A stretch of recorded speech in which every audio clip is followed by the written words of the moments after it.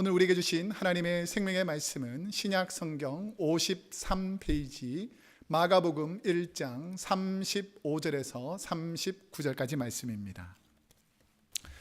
새벽 아직도 밝기 전에 예수께서 일어나 나가 한적한 곳으로 가사 거기서 기도하시더니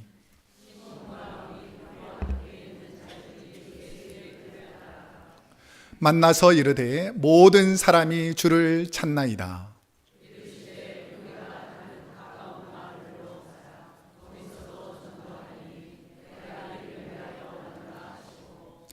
이에 온 갈릴리에 다니시며 그들의 여러 회당에서 전도하시고 또 귀신들을 내쫓으시더라. 아멘. 오늘은 마가복음 1장 35절에서 39절까지 말씀을 중심으로 예수님처럼 하루를 사시나요? 예수님처럼 하루를 사시나요? 라는 제목으로 하나님 말씀을 선포하겠습니다. 제가 한번 제목을 한번 해보겠습니다. 예수님처럼 하루를 사시나요? 제가 늘 가르쳐 드리지만 아멘은 내가 잘해서 하는 게 아니고 비록 부족하더라도 그렇게 되기를 원합니다. 그럴 줄로 믿습니다. 이게 아멘이잖아요. 예수님처럼 하루를 사시나요? 그렇게 사시기를 축복합니다. 신앙생활은 예수님의 모습을 닮아가는 것이고 예수님이 사셨던 것처럼 살아야 신앙생활을 잘하는 것입니다. 많은 사람들이 신앙생활을 어떻게 해야 되는지도 모르면서 그냥 무조건 열심히 하면 되는 줄 알고 아니면 힘이 부족하면 내 생각대로 하면 되는 줄 아는 걸로 착각하지만 신앙생활은 누구처럼 살아야 올바르게 하는 거냐면 예수님처럼 살아야 예수님처럼 말해야 예수님처럼 생각해야 이게 올바른 신앙생활이다라는 것을 주님이 말씀해 주십니다. 여러분은 구원받은 하나님의 자녀라고 늘 우리는 고백합니다. 나는 구원받은 하나님의 자녀다. 그런데 과연 그 하나님의 자녀라고 말하는 저와 여러분이 하나님의 자녀답게 살고 있느냐라고 생각해 보면 저부터도 부끄럽기 그지없다는 것입니다. 내가 주님처럼 살지 못했구나 라는 생각을 하게 됩니다. 그러면 예수님은 하루를 시작하실 때 무슨 일을 먼저 하셨을까? 한번 35절 말씀 우리 한번 함께 35절 말씀을 읽어보도록 하겠습니다. 시작. 새벽 아직도 밝기 전에 예수께서 일어나 나가 한적한 곳으로 가사 거기서 기도하시더니 예수님이 새벽 일찍 일어났던 그 상황을 오늘 본문의 배경으로 한번 살펴보면 예수님께서 일찍 일어나기 바로 전날은 안식일이었어요. 무슨 날이라고요? 안식일. 오늘날로 따지면 구약시대는 안식일을 지켰지만 오늘날로 따지면 주일입니다. 그러니까 주일 아침에 회당에 가셔서 많은 무리들 앞에서 설교를 하십니다. 그 설교를 하고 나오는 길에 귀신 들린 한 사람이 있는 거예요. 성전에 와서 막 소리 지르고 악한 말을 하고 귀신 들린 이 사람에게 예수님께서 그 귀신을 착 무찔러서 쫓아내버립니다. 그러니까 이 성전에 왔던 많은 사람들이 야, 이분이 도대체 어떤 선지자길래 어떤 랍비기에 귀신도 두려워 도망가는가라고 많은 사람들이 이 회당에 왔다가 이 소문이 막 예루살렘으로 번져나가겠죠. 근데 예수님께서 그 베드로와 야고보, 안드레, 요한 이렇게 네 제자를 부르신 다음에 예수님께서 잠시 머물렀던 것이 시몬 베드로의 집입니다. 그러면서 어떤 이야기를 듣냐면 시몬 베드로의 장모가 열병으로 고통당하고 있다는 것을 그 안식일 날 들어요. 그래서 어떻게 했냐면 오후에 베드로 장모의 집으로 갑니다. 그래서 그 열병을 깨끗하게 치료해 주었다는 소식이 그 갈릴리 지역에 막 퍼져나가는 거예요. 그러니까 오후가 되니까 어떤 일이 벌어질까요? 갈릴리 지역에 질병이 있거나 고난이 있거나 어려운 사람들이 예수님한테 몰려들기 시작합니다. 그래서 온 갈릴리 어려운 병자들을 저녁 늦은 시간까지 안수기도도 하고 축기도 하고 이렇게 해가지고 늦은 시간까지 환자들을 돌보고 말씀을 선포했어요. 그러면 여러분 같으면 그 다음날 어떻게 할 것 같아요? 푹 쉴 거 아닙니까? 근데 예수님은 그 다음 말씀이 오늘 35절이에요. 그렇게 하루 종일 피곤하셨음에도 불구하고 새벽 아직도 밝기 전에, 이 새벽 아직도 밝기 전에 라는 말은 뭐냐면 NIV 영어 성경에 보면 It was still dark 라고 하는데, 여전히 깜깜한 시간에, 해가 뜨기 전에 밝지 않는 그 깜깜한 시간에 라는 뜻입니다. 그러니까 It was still dark 라는 표현에서 보면 대충 그 유대 시간을 계산할 수 있는데, 오늘 우리 시간으로 따지면 새벽 한 4시에서 5시에 일어나셔가지고 하나님께 기도하러 가셨다는 것입니다. 주님은 전날 피곤하신 몸을 일으켜 한적한 곳으로 하나님을 만나러 나가고 계십니다. 여러분은 주님을 만나고 계십니까? 만나시기를 축복합니다. 그 주님은 새벽 공기를 가르고 이렇게 쫙 나가실 때 어떤 느낌이셨을까요? 안 느껴보니까 모르지요. 새벽에 제발 좀 일어나세요. 제가 새벽 기도 이렇게 탁 나오려고 아침에 탁 나오면 새벽에만 느낄 수 있는 그 공기의 신선함이 있습니다. 야, 새벽이구나. 자, 공기를 마시고 나오면 이제 어떤 생각이 잠기냐면, 제가 어릴 때에 중고등학교, 대학교, 청년 시절에는 새벽 기도 했었지만, 어릴 적에 초등학교 다닐 때에도 새벽 기도 나갈 때가 있었어요. 그게 언제냐면, 여름 성경학교 하게 되면 도장을 찍어가지고 새벽에 나온 사람, 아침에 나온 사람 이렇게 선물 주니까 애들이 눈을 비비면서 새벽 기도를 나가게 됐어요. 근데 새벽 기도 나가면 저에게는 참 충격적인 일이 있었습니다. 뭐냐면 많은 분들이 1층 마루, 2층은 이렇게 본당처럼 되어 있는데 1층 마루가 있었어요.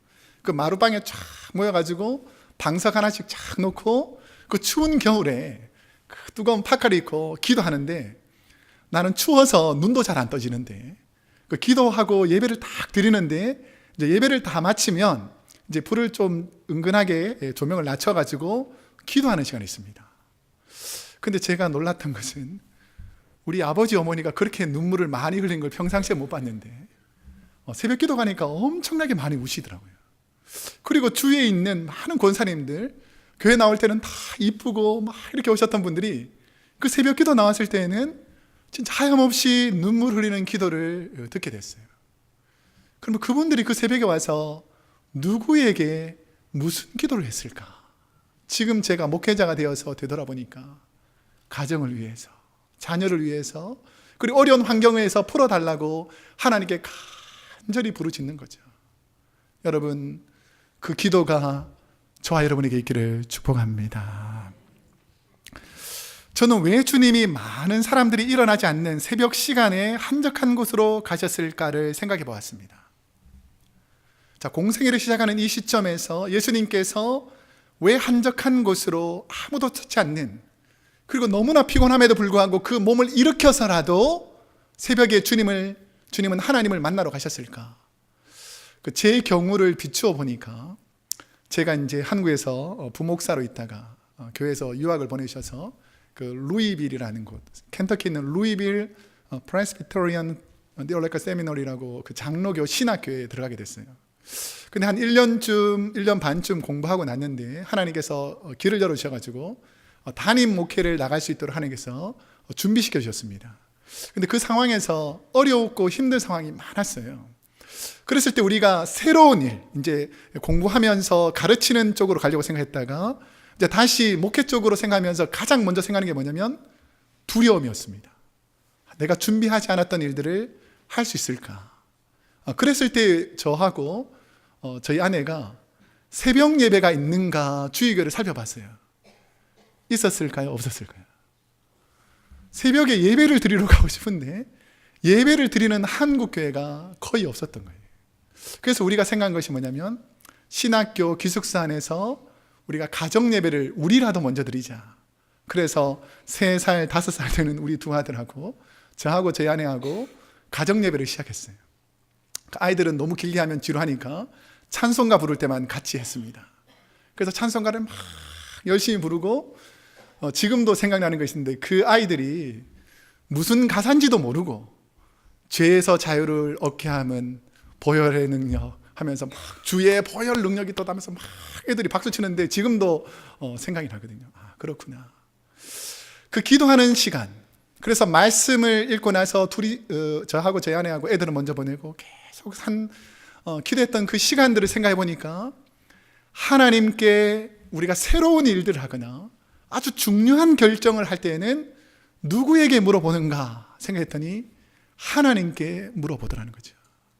주님이 그 새벽에 나가서 왜 나갔겠어요? 그 피곤한 몸을 이끌고 하나님의 일을 하기 위해서 누구랑 상의해야 되냐면 하나님께 여쭤봐야 된다는 것을 주님은 다 아시지만 앞으로 주님의 길을 걸어갈 그 제자들과 수많은 믿음의 선배들에게 보여주신 것입니다. 이제 찔리는 말을 할 테니까 확 찔리세요. 여러분 자녀들이 여러분의 기도 소리를 알고 있습니까?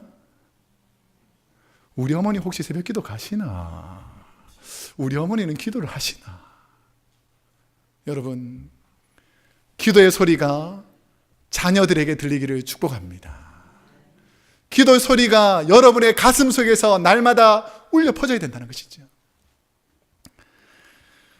저는 주님이 매일 새벽에 무슨 기도를 하셨을까를 생각해 보면 교회를 섬길 분들에게 가장 중요한 요소, 여러분 우리가 교회를 섬기는 일들을 하게 되지 않습니까? 우리가 교회에서 직분을 받아서 교회를 섬기는데 어떻게 섬겨야 될까요? 이게 하나님의 음성을 듣지 못하는 사람들은 대부분 다 자신의 경험과 자신의 능력대로 내가 했던 경험대로 신앙생활을 하게 돼 있어요. 근데 우리 주님은 하나님의 말씀을 듣고 하루하루 사셨다는 것입니다. 여러분, 하나님의 음성 듣고 하루를 시작하시기를 축복합니다. 이제 두 번째로 찔릴 말씀을 드릴 텐데, 새벽 기도야 내가 직장 가야 되고 내가 일해야 되고 자녀 돌봐야 되니까 저는 형편상 못 간다. 자, 그런데 새벽 기도는 못 나오더라도 나는 하루에 최소한 1시간이나 2시간이나 3시간 정도 정해놓고 기도하시는 분들 손은 들지 마시고 마음속으로 한번 생각해 보세요. 그렇게 합니까? 생각해 보면 저부터도 부끄러운 부분이 있다는 거죠. 우리가 신앙생활 잘하기를 원하면서도 정작 주님처럼 시간을 정해놓고 하나님께 기도하느냐는 거죠. 하나님의 뜻을 묻느냐는 것입니다. 그냥 감정에 따라서 내 생각은 내세우지만 진짜 이것이 하나님의 뜻인지 주님처럼 묻고 있느냐라고 질문해 봐야 한다는 것입니다. 그럼 이렇게 생각하겠죠. 주님은 혹시 시간이 많아서 그 새벽에 가서 기도하신 거 아닌가? 그럴까요? 아닙니다. 주님은 그 바쁜 일정을 다 마치시고도 가장 중요한 일을 하시기 전에 하나님께 나와서 예배하고 기도하는 시간을 우리 주님의 삶의 가장 priority number one, 내 삶의 가장 중심으로 삼아 놓았다라는 것입니다. 저와 여러분이 어떻게 하루를 시작해야 하는지를 삶으로 보여주신 것입니다. 제가 아는 그 한 장로님이 계셨습니다. 지금 우리 교회에서 돌아가셨는데 그 1부에 계셔서 잘 말씀을 1부 때는 잘 못 드렸는데 2부에는 안 계시니까 가족들이 제가 설명을 드리자면, 제가 신방을 가면 늘 기본적으로 찬송가 한 곡 아니면 2곡 부릅니다. 그리고 말씀 전하고 기도 제목 받고 기도하고 오는데 이 집에 가보면 최소한 찬송가는 기본이 5곡에서 10곡 불러야 돼요. 왜 그러냐면 제가 첫 번째 곡 부르면 벌써 장로님이 두 번째 곡을 찾고 계십니다. 제가 두 번째 곡 부르면 벌써 세 번째 곡을 찾고 계시고 네 번째 곡, 5번째 곡 권사님하고 막 번갈아서 불러요. 그래서 막 우리가 막 성령 충만해가지고 처음에는 1시간 잡았다가 그래 찬송 부르고 2시간 하자 그래가지고 그냥 찬송가 계속 부릅니다. 그러면 막 은혜가 넘쳐요. 근데 그분이 이제 결국은 하나님의 부르심으로 가셨지만 어저께 금요일날 목요일날 제자 훈련하는데 따님이 이렇게 간증하더라고요. 저희 아버지는 하루에 5시간씩 교회와 가정을 위해서 그리고 성도님들을 위해서 기도하시다가 하나님 나라 가셨습니다. 하루에 5시간씩, 그것도 매일 그 골방에서 하나님께 기도했다는 것입니다. 그리고 또 여기 계셔서 좀 죄송한데 모른 척하고 들으세요. 제가 우리 교회 부임해서 한 집사님이 계셨어요. 어떤 분들은 난 집이 멀어서 교회에 뭐 새벽 기도 나오겠습니까? 이렇게 생각하는 분이 있는데, 이분은 거리가 최소한 20-30분 걸립니다. 교회까지 오는데. 새벽에 책 하나도 안 맡길 때도 20-30분 걸려야 올 수 있는 먼 거리에서 새벽 예배를 제가 알기로는 특별히 아픈 일 외에는 한 번도 안 빠졌어요. 그리고 매일 새벽 기도를 드릴 뿐 아니라 늘 기도하시고, 그분은 시간이 많아서 젊으니까 그런 게 아니고요. 연세도 70이 넘으셨고, 이 새벽 기도를 마치고 나시면 바로 일터로 가셔서 직장에서 일을 하시는 분이에요. 근데 새벽 예배를 한 번도 안 빠집니다. 굳이 누군지 모르지만 여러분이 우리 한번 뜨겁게 그분을 위해서 격려의 박수. 박수는 나도 하겠다라는 마음이 있어야 돼요. 남만 잘 되는 게 아니에요. 제가 이런 분들을 생각해 보면 목회자인 저도 고개가 숙여집니다. 야, 이렇게 주님을 사모하는구나. 이렇게 훌륭하시구나. 여러분 결단하세요. 여러분이 만약에 하루를 연다면 침대에서 일어나는 순간 하나님께 기도하면서 하루를 시작하시기를 축복합니다. 여러분이 사업장이나 직장에서 처음 데스크에 앉았다면 그곳에서 먼저 하나님께 기도하시고 하루를 시작하셔야 합니다. 주님은 하나님과 깊은 교제를 하는 기도 시간을 마치시고 하신 일이 무엇인가? 38절 말씀을 우리 한번 함께 읽어보겠습니다. 시작. 이르시되 우리가 다른 가까운 마을들로 가자. 거기서도 전도하리니 내가 이를 위하여 왔노라 하시고. 아멘. 대부분의 경우 사람들은 어느 곳에서 명성을 얻고 능력을 인정받고 평안해지면 자신을 인정해 주는 곳에서 머물기를 원합니다. 그런데 기도를 마치시고 오신 주님은 베드로와 안드레, 야고보와 요한을 데리시고 다른 가까운 마을로 가서 하나님의 나라를 전하자고 급히 서둘러 네 제자를 이끌고 다른 마을로 가십니다.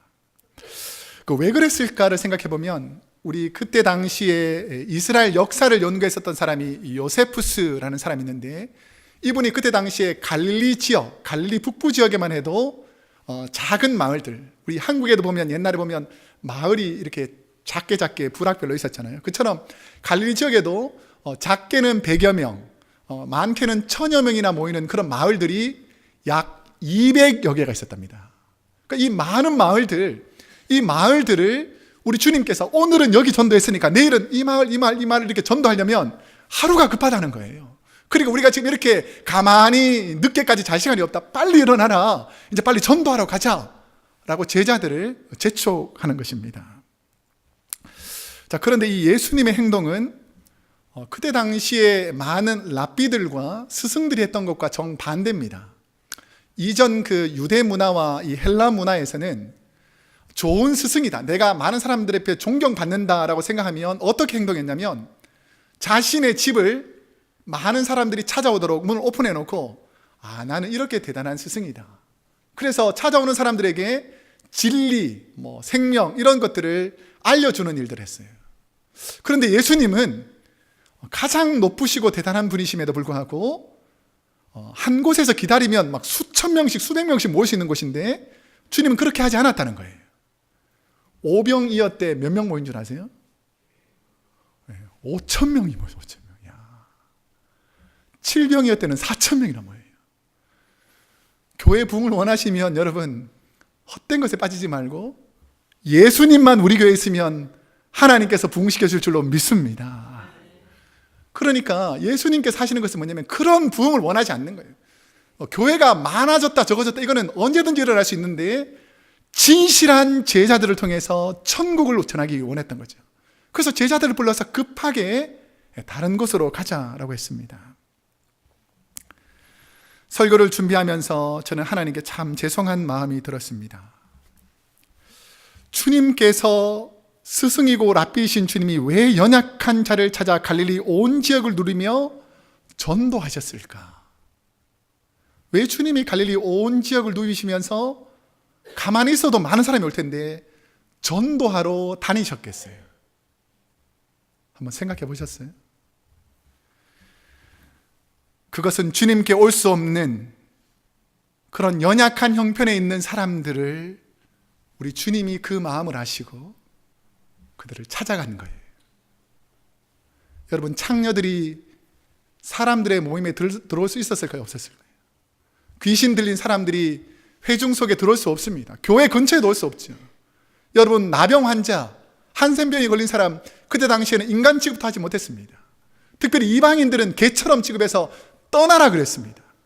수많은 사람들이 배척해서 예수님이 계신다 해도 유대인 예수님에게 모일 수 없는 수많은 사람들을 향한 주님의 배려라는 것입니다.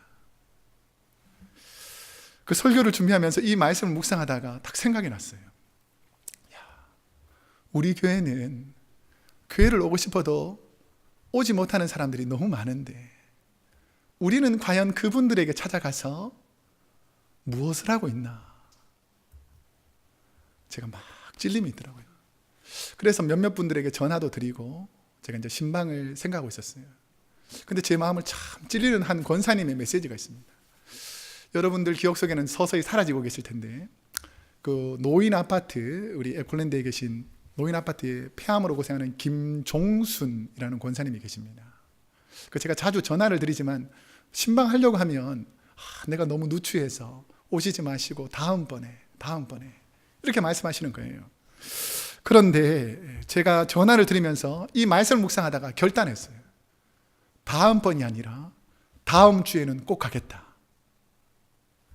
왜냐하면 이 권사님의 말씀이 뭐냐면, 목사님 힘들고 바쁘시고 전화만 해주셔도 감사한데 오시지 마시고 그냥 전화만 해주세요 라고 했는데 하나님의 음성으로 들렸어요. 제가 전화밖에 못 받는 이 상황에 있습니다. 하나님, 누군가를 보내주셔서 믿음의 교제를 하게 해주십시오. 우리는 아무데나 갈 수 있지만 그분들은 누군가가 찾아가지 않으면 주님과 믿음의 교제를 하기 힘든 분들입니다. 매년 저희 교회는 성탄절이 되면 그 성탄절 헌금의 일부를 저희 교회의 연약한 분들을 찾아가 돕습니다. 그리고 특별히 지역의 오픈도어 미션을 통해서 노숙자들에게 찾아가서 어려운 형편에 있는 분들을 돕습니다. 그리고 선교사님들 중에서 선교 지역에서 필요한 분들을 돕기도 하고, 지난해부터 시작한 굶주린 해외 지역에 있는 어린 자녀들을 위해서 음식 박스를 만들어서 수백 명이 먹을 수 있는, 수천 명이 먹을 수 있는 음식들을 우리가 만들어서 제공합니다. 여러분, 내가 있을 때에 나를 기쁘게 하기 위해서 찾아오는 사람들을 이 성탄절에는 만나지 마시고, 이번 성탄절에는 내가 찾아가서 위로해 줄 수 있는 그런 분들과 함께 하시기를 축복합니다.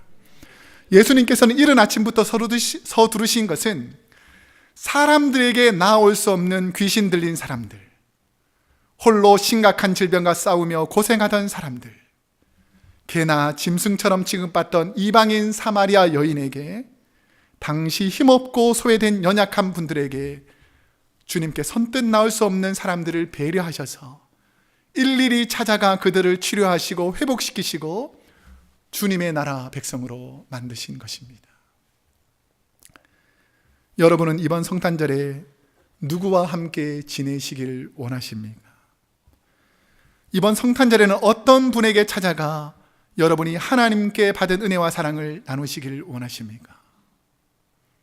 오늘 주님처럼 우리 주위의 연약한 분들을 찾아갈 수 있는 은혜가 있기를 축복합니다. 예수님은 안식일이 되시면 어디에서 무슨 일을 하셨는가? 자, 주중에도 이렇게 바쁘셨는데, 오늘날로 따지면, 구약에서는 안식일이었지만 오늘날 따지면 주일. 자, 이 내용을 39절 말씀 우리 한번 함께 읽어보겠습니다. 시작. 이에 온 갈릴리에 다니시며 그들의 여러 회당에서 전도하시고 또 귀신들을 내쫓으시더라. 아멘. 앞쪽에서 했던 것 말고 뒤쪽에서 또 하시는 거예요. 그 다음날. 자, 그러면 앞에서 어떤 일을 하셨는지 21절, 22절 한번 함께 읽어보겠습니다. 시작. 그들이 가버나움에 들어가니라.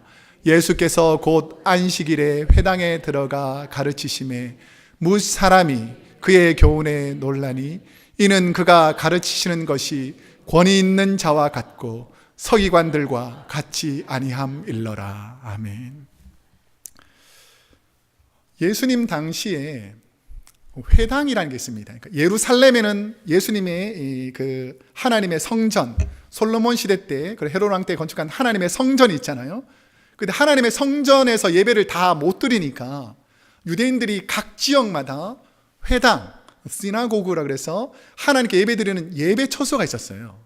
근데 그 예배 처소가 어떻게 생겼는가를 우리 탈무드라는 그 유대인의 지혜서에 보면 그 AD 70년, 예수님께서 돌아가시고 한 3, 40년 지난 그 AD 70년에 회당터를 쭉 살펴보니까 회당터 방향이 있더라는 거예요. 회당터가 향하는 방향. 그러니까 예루살렘 북쪽에 있는 갈릴리 지역에 있던 회당들은 다 예루살렘 남쪽인 예루살렘 쪽으로 그 회당이 향하고 있고, 서쪽에 있는 회당들은 동쪽으로, 동쪽에 있던 회당들은 예루살렘에 있는 서쪽으로, 남쪽에 있는 회당들은 예루살렘에 있는 북쪽으로, 모든 400여 개의 회당들이 예루살렘 중심, 하나님의 말씀 중심으로 집중되어 있다는 것입니다. 자, 그러면 이 회당과 같은 오늘날 우리에게 하나님의 말씀을 듣는 곳이 어딜까요? 교회죠. 그럼 교회는 이 건물입니까? 아니면 예수 믿는 저와 여러분입니까? 저와 여러분이죠. 그럼 저와 여러분이 어디를 향해야 될까요? 하나님의 성전, 주님의 몸인 교회, 하나님의 말씀에 온전히 집중하기를 축복합니다. 이제 세 번째로 찔리는 이야기를 할 텐데, 여러분들 누구랑 약속하면 일정표를 기록하잖아요. 요즘은 주로 스마트폰이 있으니까 스마트폰에다가 날짜별로 약속 있으면 적잖아요. 그래서 일정을 한번 쭉 이렇게 한번 보세요. 다이어리나 일정표 보면 무슨 내용들이 많이 쓰여져 있습니까? 여러분 오늘 2017년도에 여러분이 약속 잡고 날짜를 잡았던 것 쭉 한번 보세요. 무슨 시간들이 많이 빼곡히 잡혀 있나? 식사 약속, 드라마 연속해서 보기, 친구 만남, 그래도 뭐니 해도 운동, 자녀 손자 돌봄, 이런 스케줄은 가득 차 있는데, 찔리라고 하는 얘기니까 잘 들으세요. 주일 예배, 이까지는 다 이게 방긋방긋 주일 예배를 참석하시니까, 수요 예배 한 3분의 1이나 5분의 1을 확 줍니다. 이렇게 말합니다. 금요 기도회, 새벽 예배, 제자 훈련, 목장 모임, 환우 신방, 성경 읽기, 기도 시간, 이런 것들이 다 밀려 있다면 어쩌면 저와 여러분의 신앙은 주님 닮아가는 신앙이 아니라 그냥 시간 날 때 간간히 그냥 성경과 예배를 통해서 주님을 보는 신앙에 불과합니다. 사랑하는 성도 여러분, 주님이 말씀 중심으로, 하나님 중심으로, 교회 중심으로 사셨던 것처럼 오늘 여러분이 결단해야 합니다. 하나님 중심으로, 말씀 중심으로, 교회 중심으로 주님처럼 신앙생활 하시기를 축복합니다. 그러면서 예수님은 갈릴리 온 지역에서 복음을 전하시면서 무슨 일을 함께 하셨는가? 이제 마지막 내용인데요. 40절에서 42절. 한번 한 목소리로 한번 읽어보겠습니다. 시작. 한 나병 환자가 예수께 와서 꿇어 엎드려 간구하여 이르되 원하시면 저를 깨끗하게 하실 수 있나이다. 예수께서 불쌍히 여기사 손을 내밀어 그에게 대시며 이르시되 내가 원하노니 깨끗함을 받으라 하시니 곧 나병이 그 사람에게서 떠나가고 깨끗하여 진지라. 아멘. 당시 유대인들은 한센병, 나병에 걸린 사람들은 왜 한센병, 나병에 걸렸다고 생각한 줄 아세요? 하나님께 죄를 지어서 벌을 받았다, 이렇게 생각했어요. 그러니까 한센병에 걸린 사람들은 무슨 취급을 받았을까요? 죄인 취급받은 거예요.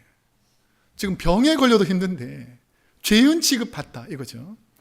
그런데 그것보다 더 심각한 문제는 뭐냐면 한센병에는 크게 두 가지 종류가 있거든요.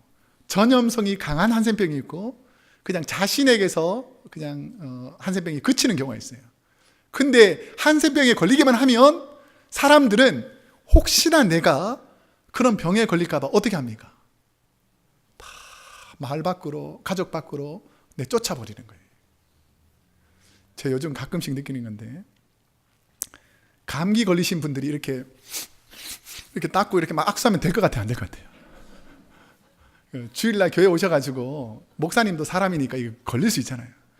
제 마음속에 저 사람 감기 예배 시간에 콜록콜록 하고 콧물 닦았는데 이렇게 손을 딱 내밀면 내 마음속에 어떤 마음이 들겠어요? 야, 이거 악수 해야 되나 말아야 되나 이런 생각이 들 거 아니에요. 눈 꼭 감고 그래 다음 사람 낫게 해주시나. 참고로 아직 한 번도 그런 감기는 없었지만 사람이 마음이니까 이렇게 될 수 있잖아요. 근데 그것보다 더 강한 한센병, 이거 엄청나게 심각한 병이거든요. 어쩌면 손마디가 다 문드러져 떨어질 수 있고 눈썹이 다 빠지고 머리가 다 빠지고 이런 병이니까 가족이고 친척이야도 이건 가까이 할 수 없는 거예요. 그러니까 성 밖으로 다 내쫓아 버렸습니다. 그래서 예루살렘 성 밖에서 이 한센병 환자들, 소외된 병자들이 모여 사는 그 마을이 두 마을이 있었는데 이게 벳바게와 베다니라는 마을이에요. 나사로, 마리아, 마르다. 예수님께서 예루살렘 가시기 전에 예루살렘에서 머물지 않고 예루살렘 근처에서 늘 머물렀던 마을이 벳바게입니다. 그 환자들이 있던 곳. 그 다음에 예수님께서 최후의 만찬, 십자가를 지시기 전에 최후의 만찬을 했던 곳이 어딘 줄 아세요? 베다니 나병 환자 시몬의 집이에요. 그러니까 예수님은 의도적으로 예루살렘 성에 있는 그 사람들과 어울려 있지 않고 소외되고 연약한 사람들과 함께 있었습니다. 근데 오늘 아주 중요한 표현이 있어요. 우리 41절 42절 여기를 보면 예수님께서 이 사람들을 어떻게 여겼다는 것입니까? 불쌍히 여겨야 돼요. 주님의 마음으로 연약한 자를 불쌍히 여겼다는 것입니다. 자, 이것은 누구나 할 수 있어요. 아유, 가난하니까 불쌍하구나. 아유, 밥 먹으면 좋겠네. 뭐 따뜻한 물에 씻으면 좋겠네. 세면하면 좋겠네. 홈리스니까 좀 어디 가서 좀 샤워하면 좋겠네. 이거는 누구나 할 수 있죠. 근데 내가 해야 될 부분은 하지 않는다는 것입니다. 근데 주님은 이 불쌍히 여기신 다음에 한 중요한 행동이 나옵니다. 뭐죠? 손을 내밀어라는 거죠. 구약의 풍습에 보면 나병 환자 이런 사람들에게는 100규빗, 그러니까 한 45cm 안에 45m 안에 만약에 사람이 딱 들어가면 내가 부정해졌다고 생각해서 나병 환자를 멀리 했습니다. 그 45m보다는 지금 손을 내밀었으니까 훨씬 가깝겠죠. 그러니까 예수님이 충분히 사람들 볼 때는 야, 어떻게 저 병자하고 아니 저 나병 환자하고 가까이 할 수 있는가? 저 또 정결의 의식하려면 7일 동안은 또 혼자 지내면서 정결하고 회개해야 되는데 이런 마음이 들 텐데 예수님은 손을 내밀었어요. 자, 그 다음에 더 중요한 일인데 뭘까요? 그에게 대시며 손을 잡고 상처난 부분을 어루만져주고 얼굴을 비비고 안아주고. 주님은 그 연약한 자들을 누구로 생각했느냐? 병든 자, 죄로 벌받은 자가 아니라 구원받아야 할 사랑하는 내 자녀라고 생각하니까 안아주고 만져주고 격려해 준 거예요. 만약 여러분의 자녀라면 여러분은 어떻게 하겠습니까? 우리가 잘 아는 이야기인데 나병 환자들을 위해 입으로 그 발의 고름을 빨아 그들을 치료하시며 매일 손을 어루만져 주시며 깨끗이 씻겨주신 목사님이 계십니다. 연약한 자들을 사랑하라는 주님의 말씀을 실천하기 위해 주님처럼 사신 분이 전주 애양원 교회의 손양원 목사님이십니다. 오른쪽에 계신 분이 손양원 목사님, 따님 손동희라는 권사님인데 이분이 손 목사님을 회상하면서 쓴 글이 있었습니다. 제가 읽어드리겠습니다. 우리 아버지는 가난한 농부의 아들로 태어났습니다. 학비가 없어서 낮에는 신문 배달, 만두 장사를 해서 야간 학교에 다녔습니다. 어머니와 결혼 후에 1937년 7월 14일에 나병 환자 수용소인 애양원에 전도사로 부임하였습니다. 그때 나병 환자 수는 1200명이나 있었습니다. 그 좁은 장소에 1200명의 나병 환자가 있었던 거예요. 나병 환자들은 가지각색의 흉측한 모습들이었습니다. 이들은 인간들에게 소외되고 부모, 형제, 처자식들에게 외면당하고 죽지 못해 찾아온 사람들이었습니다. 이들은 여기 오기 전에는 누구나 한 번은 자살을 시도하거나 생각했던 사람들이지만 아버지는 이 나병 환자들을 주님의 사랑으로 너무나 사랑했습니다. 저는 손양원 목사님과 나병 환자들 성도들의 모습을 떠올리며 우리 크로스웨이 교회가 어떤 곳이 되어야 할까를 다시 한번 생각해 보았습니다.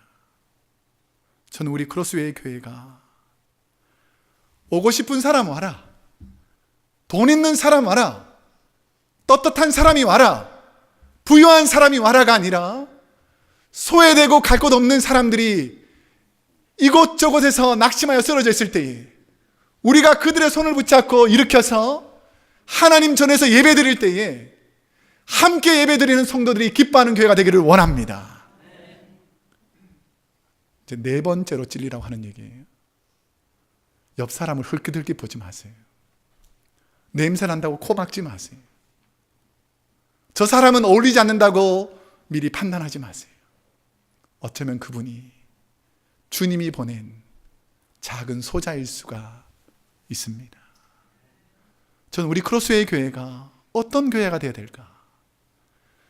주님처럼 주님의 사랑으로 살아야 우리 교회가 하나님이 기뻐하시는 교회가 될 줄로 믿습니다. 이제 말씀을 맺겠습니다. 저는 우리 성도님들이 아침에 눈을 뜰 때 가장 먼저 찾는 대상이 우리 주님이라고 주님을 찾기를 원합니다. 저는 하루를 마치고 살포시 눈을 감을 때 오늘 잘 살았다, 환한 미소 지으며 주님 감사합니다 라고 하루를 마감하시기를 축복합니다.